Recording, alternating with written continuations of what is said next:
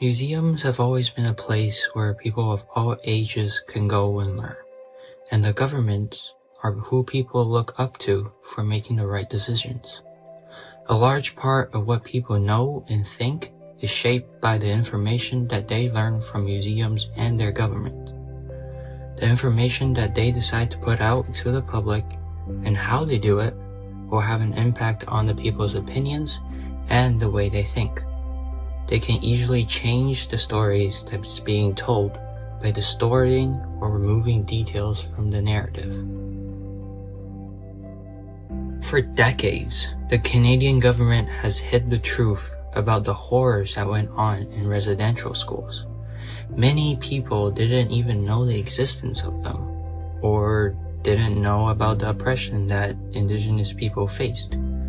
As the truth of what happened slowly unraveled, the government started to acknowledge it more and more.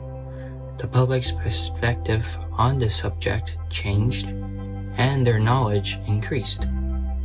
People went from denying it of ever happening or not caring that it happened to being very supportive and even pushing the government to do more for Indigenous communities. We see a similar case in museums as well.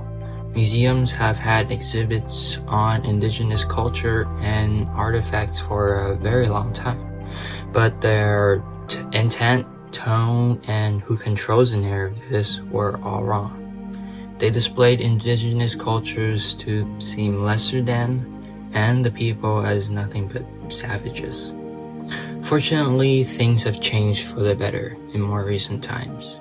Museums are now starting to include Indigenous voices in the narratives by working with Indigenous communities and representing Indigenous culture in an open and respectful manner. This shift mainly started due to pushback from Indigenous communities, and a great example of a museum that is making this change is the Royal BC Museum.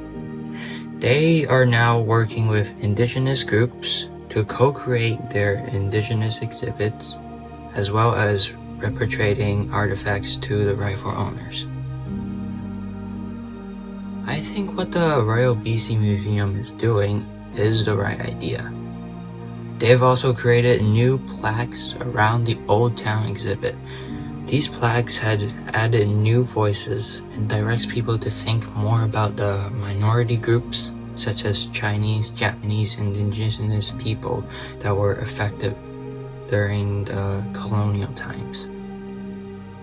It is very important that the voices of these minority groups are included in these exhibits. This way, we can ensure that history, culture, and people are represented as accurately as possible. It's not just museums that need to do this. It's everywhere. This is very important in governments as well because they hold the most power in a country. Their decisions and their image are what will shape the country. I believe that all museums and governments have a role of being a place where communities and groups can represent themselves. Many historical injustices have been done to these groups.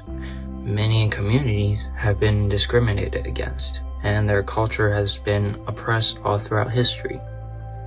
This could be a chance for them to finally come out into the light and share their stories and culture.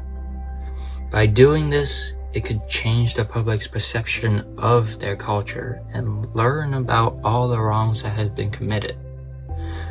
This will also have a big effect on youths because they are the most influenced by learning, and they are the ones who will make up our future.